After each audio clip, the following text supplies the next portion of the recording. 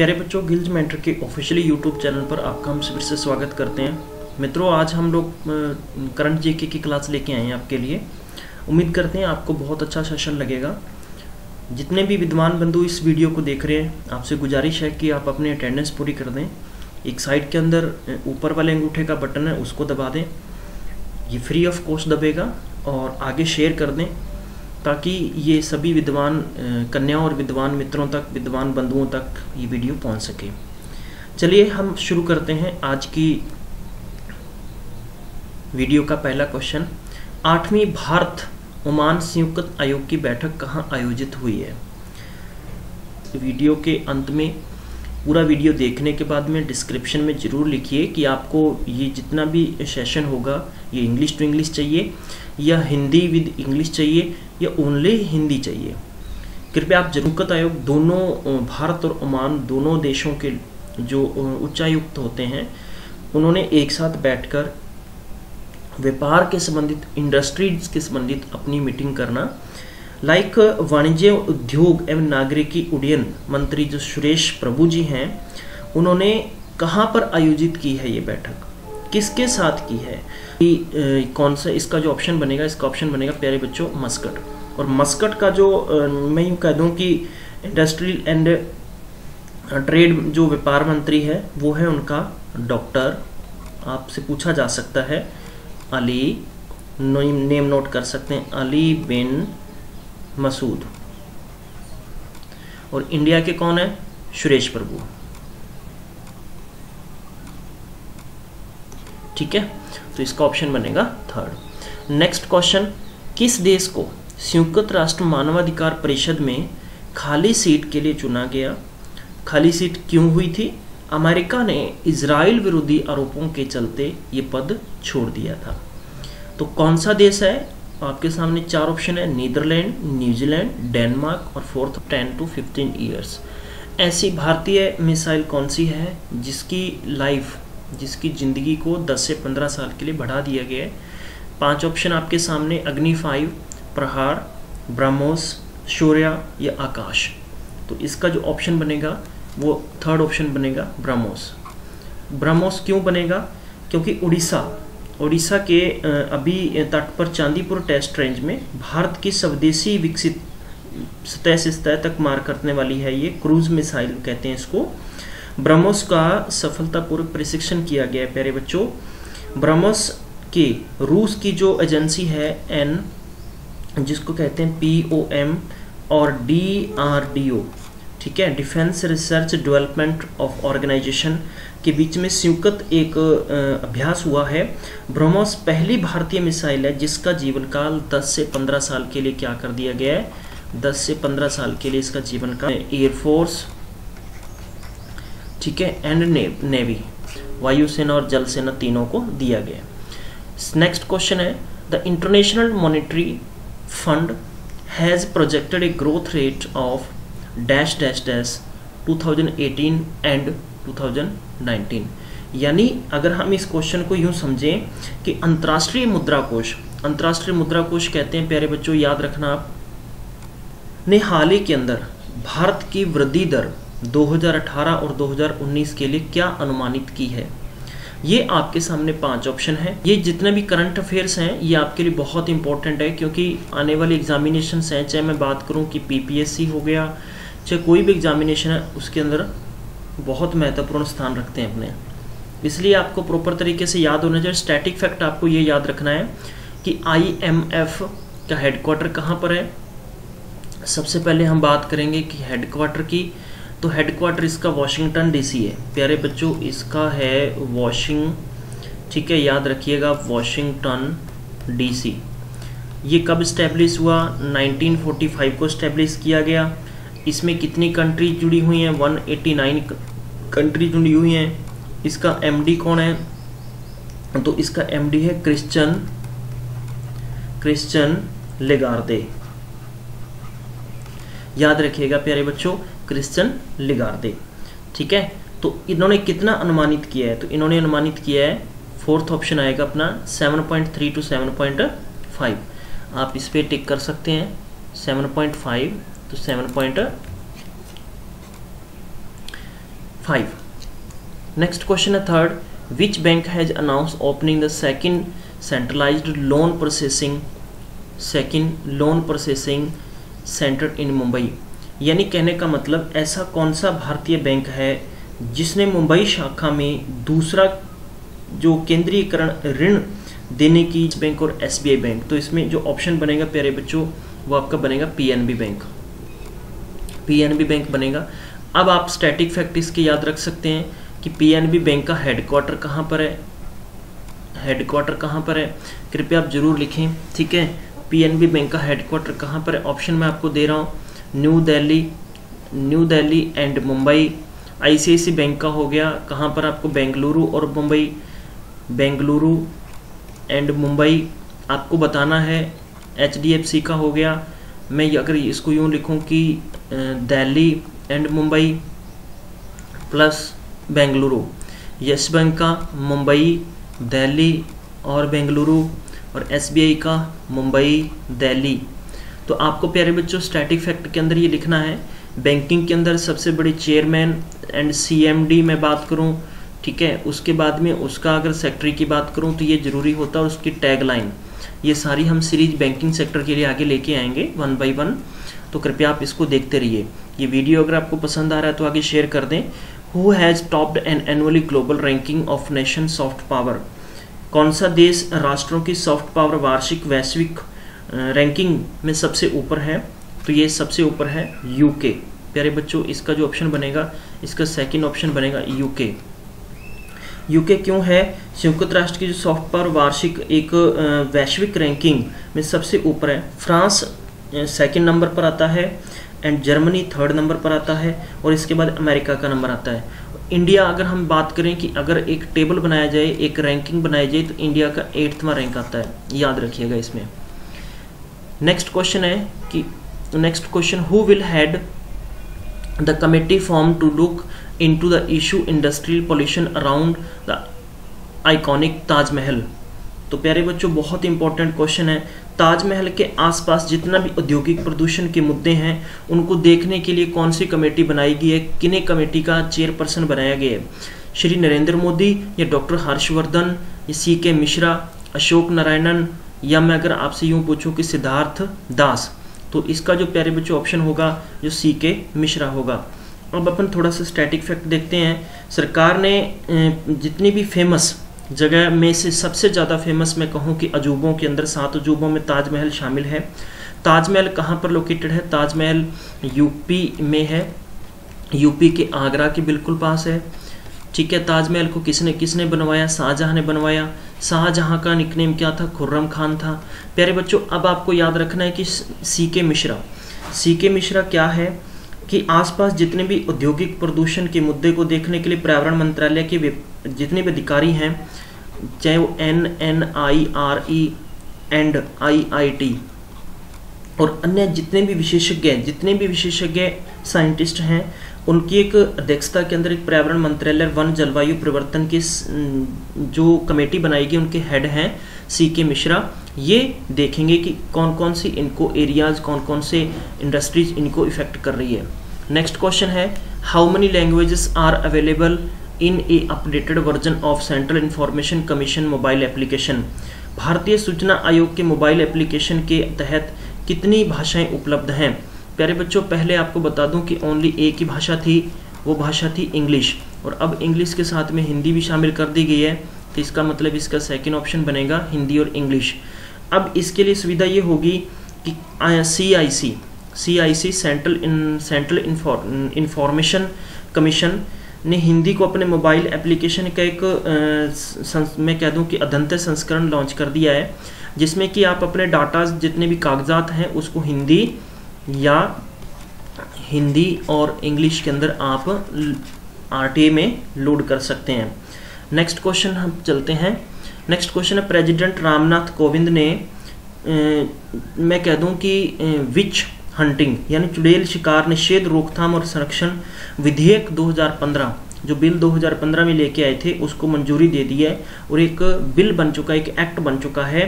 तो ये एक्ट किस राज्य के अंदर बनाया गया है, तो ये किस राज्य के लिए है, असम के लिए। याद रखिएगा अब असम के स्टैटिक फैक्ट क्या हैं, असम के स्टैटिक फैक्ट क्या हैं उनसे पहले जान लेते हैं। राष्ट्रपति रामनाथ कोविंद ने असम में चुड़ैल शिकार निषेध रोकथाम संरक्षण विधेयक 2015 को मंजूरी दी है। इसे एक अधिनियम में परिवर्तित कर दिया गया है। असम की राज्य विधानसभा ने 13 अगस्त, जहां तक मुझे याद है 13 अगस्त 2015 को ये पारित किया था और 3 साल के बाद में बिल को अधिनियम में परिवर्तित कर दिया गया। इसमें किसी को चुड़ैल के रूप में घोषित करने पर 5 लाख रुपए, ठीक है, 5 लाख रुपए तक जुर्माना, 7 साल की सजा का प्रावधान दे दिया गया है, ठीक है। तो ये भारत के राष्ट्रपति रामनाथ कोविंद है। बिहार के सीएम नीतीश कुमार, कैपिटल इसकी होगी पटना। इसी पर मेघालय का बताएं, असम का बताएं, झारखंड का बताएं, मिजोरम का बताएं। आप जरूर लिखें ताकि आपको याद है तो आपकी प्रैक्टिस होगी, जिसको याद नहीं होगा तो वो कमेंट बॉक्स में देखेगा तो उसको इसके बारे में जानकारी मिल सकती है। गूगल सेलिब्रेट, मैं यूँ कह दूँ कि गूगल ने 17 जुलाई 2018 को डूडल के साथ जॉर्ज लेमेत्रे की 124वीं जयंती मनाई है। जॉर्ज लेमेत्रे की 124वीं जयंती मनाई है। वह क्या थे, एक राजनेता थे या मैं कह दूँ एस्ट्रोनॉमर थे या साइंटिस्ट थे, सिंगर थे या जर्नलिस्ट थे। तो इसका ऑप्शन आएगा प्यारे बच्चों एस्ट्रोनॉमर, सेकंड ऑप्शन आएगा। तो आप इसका सेकंड ऑप्शन क्लिक कर सकते हैं। गूगल ने 17 जुलाई 2018 को 17 जुलाई 2018 को डूडल के साथ बेल्जियम के खगोलीय, ये बेल्जियम के थे प्यारे बच्चों, याद रखना आप, ये जो थे अपने पास जॉर्ज हैं ये बेल्जियम कंट्री के हैं, याद रखना, ठीक है। और बेल्जियम का स्टैटिक फैक्ट क्या है, आप इसको याद रखने का तरीका सबसे पहले ये होता है, इमेजिनेशन करिए आप, इमेजिनेशन करें, कल्पना करें आप कि बैल, एक बैल, बहुत बड़ा बैल है, रेड कलर का बैल है और उसके बहुत बड़े बड़े सींग है और बैल जिम कर रहा है, ठीक है। तो बैल क्या कर रहा है, जिम कर रहा है, ठीक है। तो बेल्जियम, बेल्जियम, बेल्जियम, तो बैल जिम कर रहा है, ठीक है। किसके साथ कर रहा है, सेल के साथ। तो भूरे सेल, उसने क्या कर रखे हैं, भूरे सेल उठा रखे हैं, ब्रुसेल। तो कहने का मतलब कि आप इसको याद कर सकते हैं कि बेल्जियम की जो राजधानी है ब्रुसेल है। अब इसके स्टैटिक फैक्ट, इसका प्रेसिडेंट और इसकी करेंसी भी आपको याद करनी होगी। तो ये सभी अपने नोटबुक में नोट करते चलें जब भी आपसे पूछा जाए। मैं अगर आपसे पूछूं कि लेमेत्रे को बिग बैंग थ्योरी का श्रेय दिया जाता है, किसका दिया जाता है, बिग बैंग, ठीक है। कुछ मैं चीज़ें आपको हिंदी में लिख दूंगा। बिग बैंग थ्योरी का इनको श्रेय दिया जाता है, जिसके अनुसार ब्राह्मण परमाणु अंडे एक परमाणु में बनाने के लिए लेमेत्रे को पुरस्कार दिया गया। इन्होंने 1934 के अंदर इसका आविष्कार किया था। नेक्स्ट क्वेश्चन, वन लाइनर आपको याद रखना है। The life insurance LIC gave approval to, मैं अगर यूं कह दूं कि लाइफ इंश्योरेंस कॉरपोरेशन ने कर्ज में डूबे IDBI बैंक की हिस्सेदारी ग्रहण की है, कितने प्रतिशत की है। तो इसका जो ऑप्शन बनेगा, थर्ड ऑप्शन बनेगा प्यारे बच्चों। थर्ड ऑप्शन आपको बताना है 51% स्टैक इन डेब्ट रिडन IDBI बैंक। हिस्सेदारी को अधिग्रहण के रूप में मंजूरी दे दी है। आर्थिक मामलों के सचिव कौन है, SC गर्ग द्वारा सूचित किया गया है कि राज्य के स्वामित्व वाली LIC इस मामले पर बाजार नियम सेबी से संपर्क करेगी। किससे करेगी, सेबी से संपर्क करेगी। अब आप ये बताइए कि LIC का CEO कौन है, आप लिखेंगे जरूर। नेक्स्ट क्वेश्चन, 10th क्वेश्चन, किस राज्य में भारतीय स्टेट बैंक ने 18 जुलाई को 18 जुलाई 2018 ग्रामीण एंड शहरी शाखाओं में किसान मेला आयोजित करेगा। यानी पर 18 जुलाई लिखना था, 18 जुलाई आप समझ लेना, 18 जुलाई 2018 को आयोजित करेगा। तो कौन सा राज्य है, गुजरात, आंध्र प्रदेश, पंजाब, कर्नाटका। तो कौन सा राज्य होगा ये, या केरला। तो इसका जो ऑप्शन बनेगा प्यारे बच्चों, इसका ऑप्शन बनेगा कर्नाटका। इसका जो ऑप्शन बनेगा कर्नाटका बनेगा। अब आपको ये बताना है स्टैटिक फैक्ट के अंदर, कर्नाटका में फैली 875, कितनी है, 875 जितनी भी ग्रामीण शाखाएं हैं या शहरी अर्ध शहरी शाखाएं में किसान मेला आयोजित किया जाएगा। कौन सा मेला आयोजित किया जाएगा, किसान मेला आयोजित किया जाएगा और उनकी शिकायतों को हल करने के लिए बैंक की पहल ये होगी कि बैंक किसानों को क्रेडिट कार्ड पेश करने की योजना बना रहा है, किस प्रकार से आप ले सकते हैं, एंड बैंक केसीसी खाते के समय नवीनीकरण और केसीसी जो एक रुपए कार्ड है उसके बारे में किसानों को जानकारी देने की इसका आपको क्या क्या फ़ायदा मिल सकता है या क्या क्या फ़ायदा नहीं मिल सकता। नेक्स्ट क्वेश्चन अपने पास from dash names of all the arms license holders new of old and will include a national database. They will issue a unique identification number UIN। सभी हथियार लाइसेंसों के नाम नए या पुराने को राष्ट्रीय डेटाबेस में शामिल किया जाएगा। ठीक है, राष्ट्रीय डेटाबेस में शामिल किया जाएगा और डेटाबेस में शामिल करने की पद्धति क्या होती है, UIN। जैसे अपना आधार कार्ड के अंदर अपना सारा डेटा शामिल है। तो ये कब से प्यारे बच्चों शुरू करने जा रहे हैं, ये अप्रैल 2019 से, अप्रैल 2019 से। तो इसका ऑप्शन बनेगा थर्ड। याद रखना भारतीय सरकार ने एक विशिष्ट पहचान संख्या होती है UIN, जिसको क्या कहते हैं, UIN की full form unique identification number, जारी किया जाएगा। इस कदम का उद्देश्य अधिकृत निजी बंदूक धारक जिनके पास अब एक टैब रखना है, प्रत्येक लाइसेंस जब उनका होगा तो उनको UIN नंबर में अपने आप को रजिस्टर करवाना पड़ेगा। नेक्स्ट क्वेश्चन है कि where will Indian railway along the Maharashtra metro rail corporation create a mass rapid transit system. Maharashtra metro rail निगम के तहत भारतीय रेलवे कहाँ एक मास रैप बनाएगी, ये खोलने जा रही है। 5 ऑप्शन आपके सामने अवेलेबल है, नासिक, सोलापुर, नागपुर, मुंबई एंड पुणे। तो इसका जो प्यारे बच्चों ऑप्शन बनेगा महाराष्ट्र के अंदर तो नागपुर आता है। ठीक है, तो मुंबई भी महाराष्ट्र में आता है, पुणे महाराष्ट्र में, नासिक, लेकिन आपको नागपुर याद रखना है प्यारे बच्चों। एक स्टैटिक फैक्ट ये हो गया कि महाराष्ट्र का सीएम कौन है, महाराष्ट्र का सीएम है देवेंद्र फडणवीस। महाराष्ट्र का गवर्नर कौन है, अब आपको मुझे ये बताना है कि गवर्नर कौन है इसका, ये गवर्नर आप बताएंगे। ठीक है, और महाराष्ट्र की कैपिटल क्या है, कैपिटल है इसकी मुंबई। ठीक है, मुंबई इसकी कैपिटल है। अब इसके स्टैटिक फैक्ट और भी हैं, वो हम समय समय पर करते चलेंगे। चलिए नेक्स्ट क्वेश्चन पे हम बढ़ते हैं। नेक्स्ट क्वेश्चन है अपना कि who co chaired 8th session of India Oman joint commission.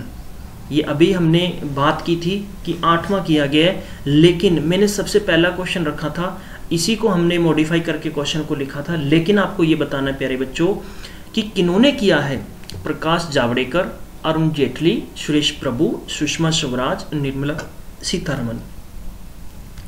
तो प्यारे बच्चों इसका जो ऑप्शन बनेगा, इसका ऑप्शन बनेगा थर्ड। अभी हम डिस्कस कर चुके हैं सुरेश प्रभु। सुरेश प्रभु ने उद्योग डॉक्टर अली बिन मसूद, तो ये कहाँ पर, मस्कत के अंदर, याद रखना आपने। ठीक है ना, मस्कत। तो मस्कट ओमान, मस्कट के अंदर जो संयुक्त इनकी मीटिंग हुई है 8th मीटिंग, उसके अंदर इन्होंने where has Dharmendra Pradhan laid the foundation stone of India's first national skill training institute. Dharmendra Pradhan ने भारत के पहले राष्ट्रीय कौशल प्रशिक्षण संस्था की नींव कहाँ रखी है, केरला में, गुजरात, उड़ीसा, महाराष्ट्र, तमिलनाडु। तो कहाँ पर रखी है प्यारे बच्चों, इसका जो ऑप्शन होगा आप जरूर लिखें अगर आपको मालूम है। अगर आपको मालूम नहीं है तो आप अवश्य देख सकते हैं कमेंट बॉक्स में। उड़ीसा इसका जो ऑप्शन बनेगा। अब उड़ीसा के प्यारे बच्चों केरला के स्टैटिक फैक्ट क्या है, केरला के सीएम एंड कैपिटल। तो केरला के सीएम और कैपिटल आपको बतानी है कि क्या है केरला की। नेक्स्ट क्वेश्चन, नेक्स्ट है गुजरात। गुजरात के सीएम कौन है, गुजरात के गवर्नर कौन है। उड़ीसा के सीएम कौन है, उड़ीसा के गवर्नर कौन है। महाराष्ट्र के सीएम कौन है, महाराष्ट्र का गवर्नर कौन है। एंड तमिलनाडु के सीएम कौन है, तमिलनाडु के गवर्नर कौन है। उम्मीद करता हूँ आपको समझ में आ रहा होगा। तो आप प्लीज़ शेयर करते चलें, मैक्सिमम आप 10 टाइम शेयर करें, 10 से ज़्यादा बार करें तो आपको और भी इससे बड़ा थैंक यू देंगे। हम लोग शुरू कर रहे हैं 1 अगस्त 2018 के साथ। जितने भी बच्चे हमें देख रहे हैं, आप अगर कमेंट बॉक्स में सबसे बेहतरीन कमेंट लिखते हैं तो आपके पास हम द्वारा चुना गया वो कैंडिडेट पर दिन के लिए उसको हम लोग प्राइज भेजेंगे। वो प्राइज आपके लिए बहुत महत्वपूर्ण होगा, वो हम अभी नहीं बता सकते। 15th क्वेश्चन है कि who has top the Forbes list of world's 100 highest paid entertainers. तो मैं यूँ कह सकता हूँ कि दुनिया के 100 सबसे अधिक भुगतान किए जाने वाले एंटरटेनर्स की फोर्ब्स सूची में कौन शीर्ष पर है। कौन शीर्ष पर है? मैं अगर आपसे नेम बोलूं कि फ्लोयड मेवेदर, नेमार जूनियर, या बॉयंस लॉयंस, या हार्ड स्टर्न्स, या जेम्स पैटरसन, तो इसका जो ऑप्शन बनेगा प्यारे बच्चों फर्स्ट ऑप्शन बनेगा Floyd and Mayweather, Floyd Mayweather. मैं अगर इसके बारे में स्टैटिक फैक्ट बताऊं, $285 मिलियन की कमाई के साथ फ्लोयड मेवेदर फोर्ब्स सूची में टॉप पर हैं इंटरटेनर्स के। तो फोर्ब्स ने कहा है कि दुनिया के 100 सीट्स कमाई करने वाले इंटरटेनर्स में 12 महीनों के अंदर, यानी मैं अगर 12 महीनों की बात करूं प्यारे बच्चों, 12 महीनों की बात करूं, हाँ जी, लास्ट 12 महीने की बात करें हम लोग, तो फोर्ब्स ने कहा है कि डॉलर 6.3 बिलियन का जो एक प्रैक्टिस, जिसको हम टैक्स कहते हैं कि टैक्स पे करा इन्होंने, तो दुनिया की सर्वोच्च भुगतान प्राप्त करने वाली हस्तियों में 2018 की सूची में अक्षय कुमार इंडिया की तरफ से 76वें नंबर पर है और सलमान खान 18वें नंबर पर है। Next question, India's wholesale, India's, मैं अगर इसको यूं पढ़ूं कि भारतीय खाद्य पदार्थ और ईंधन की कीमतों से प्रेरित होकर जून में भारत की थोक मुद्रास्फीति, होलसेल्स इन्फ्लेशन ग्रो, मुद्रास्फीति जो कि 4.5 वर्ष में अधिक थी, कितनी बड़ी है आपको ये बताना है। आपके सामने प्यारे बच्चों ये 5 ऑप्शन अवेलेबल हैं, तो इसका ऑप्शन होगा, फर्स्ट ऑप्शन होगा पहला, तो 5.77, 5.77 4.5 वर्ष में सबसे अधिक थी। थोक मूल्य सूचकांक जिसको हम कहते हैं WPI द्वारा मापी गई थोक मुद्रास्फीति पर व्यापारियों के लिए थोक खरीद में मूल्य गतिविधियों के लिए एक मार्कर है, ठीक है। तो वहां से 3.18 से 3.62 तक संशोधित किया गया, बट इनसे पहले मैं कह दूं 4.5 साल पहले कितनी थी 5.77। नेक्स्ट क्वेश्चन है, which country has declared 60 days state of emergency on Colombia border to ensure security from men's of margin trafficking in region. किस देश ने क्षेत्र में ड्रग्स की तस्करी के खतरे से सुरक्षा सुनिश्चित करने के लिए अपनी कोलंबियाई सीमा पर 60 दिनों की आपात स्थिति इमरजेंसी घोषित कर दी है? ब्राजील, इक्वाडोर, पेरू या हम कहें कि वेनेजुएला या पनामा। तो आपके सामने 5 ऑप्शन है प्यारे बच्चों, जो इसका ऑप्शन बनेगा थर्ड, पेरू। अब स्टैटिक फैक्ट ये है कि ब्राजील क्या, बताइए आप मुझे, ब्राजील की कैपिटल क्या है? ब्राजील की करेंसी क्या है? ये स्टैटिक फैक्ट आपको बताना है। तो ब्राजील की कैपिटल है ब्रासिलिया। क्या है? ब्रासिलिया, आपको आसान रहेगा। और इसकी जो करेंसी है रियाल। इसी प्रकार इक्वाडोर की आपने बताना है। पेरू की क्या है? पेरू की है काराकास, ठीक है। और बोलीवार इसकी फोस्टे करेंसी है। वेनेजुएला की आप सर्च करके बताएंगे, अभी आप मुझे लिखेंगे बल्कि कमेंट बॉक्स के अंदर। प्यारे बच्चों इसी प्रकार हम लोग पनामा की लिखेंगे। पनामा इसकी कैपिटल है पनामा सिटी एंड इसका है बोलबोए, ये इसकी करेंसी है। या पेरू ने क्षेत्र में ड्रग की तस्करी से खतरा इतना बढ़ गया है कि उसने अपनी बॉर्डर पर कोलंबिया के साथ 60 दिनों की एक आपात स्थिति घोषित कर दी है।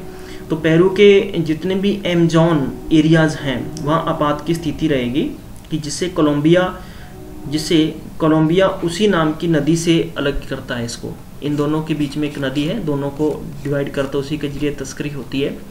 मैं अगर किसी भी कंट्री इंडिया की तरफ से कहूँ तो गलत होगा, आप सब जानते हैं कि कहाँ किस प्रकार से क्या हो रहा है। हम लोग बात करेंगे नेक्स्ट कि आप बताएं कि श्रीलंका की करेंसी क्या है? टका या श्रीलंकन रुपी या डॉलर, पैसा, युआन। तो इसका जो ऑप्शन बनेगा प्यारे बच्चों वो बनेगा अपने पास श्रीलंकन रुपी, ठीक है, श्रीलंकन रुपी। अब अपने पास स्टैटिक फैक्ट ये है कि श्रीलंका की कैपिटल क्या है? श्रीलंका की कैपिटल क्या है वो आपको बताना है। श्रीलंका के प्रेसिडेंट कौन है, दोनों बताएंगे आप। 19वां क्वेश्चन है। 19वें क्वेश्चन की हम लोग डिस्कशन करें। दुनिया का पहला दूरस्थ रूप से संचालित होने वाला माइक्रोस्कोप लॉन्च किया गया है, जो सामग्री के स्टिक परमाणु दृश्य को समक्ष करेगा? IIT Kharagpur, IIT Roorkee, IIT Madras, IIT Bengaluru या आईआईटी मुंबई। तो प्यारे बच्चों इसका जो ऑप्शन बनेगा, इसका ऑप्शन बनेगा 5th IIT Madras. IIT Madras.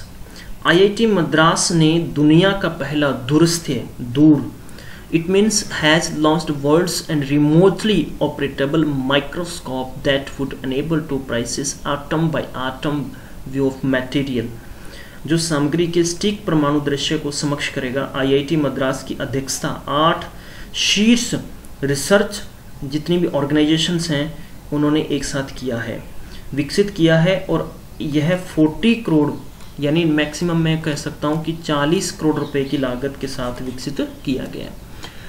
आज की सीरीज का अंतिम question, India on July 15 sign a revive travel agreement with which country to visa restriction of citizen.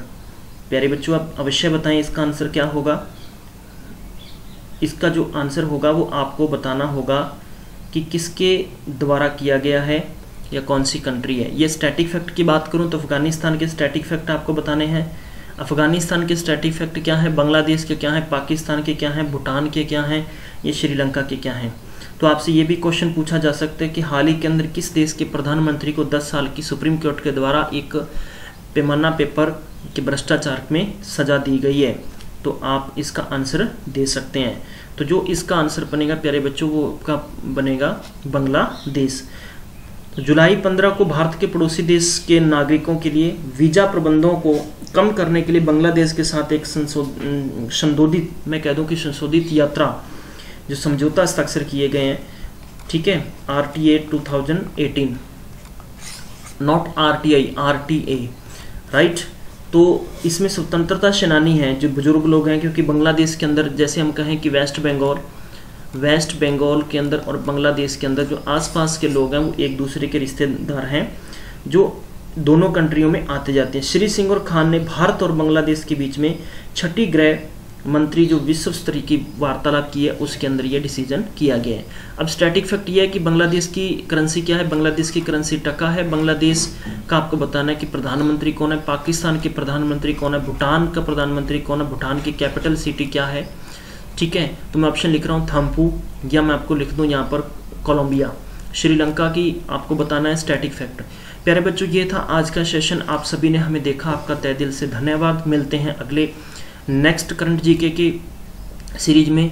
हम लोग पूरे जून मंथ का हम लोग 6वां मंथ यानी जून मंथ का करंट जीके आपके लिए लेके आ रहे हैं। वो हमारा 2-3 सीरीज के अंदर होगा। 3 सीरीज के अंदर हम जून को कंप्लीट करेंगे और 3 सीरीज के अंदर हम लोग क्या करेंगे, जुलाई को करेंगे।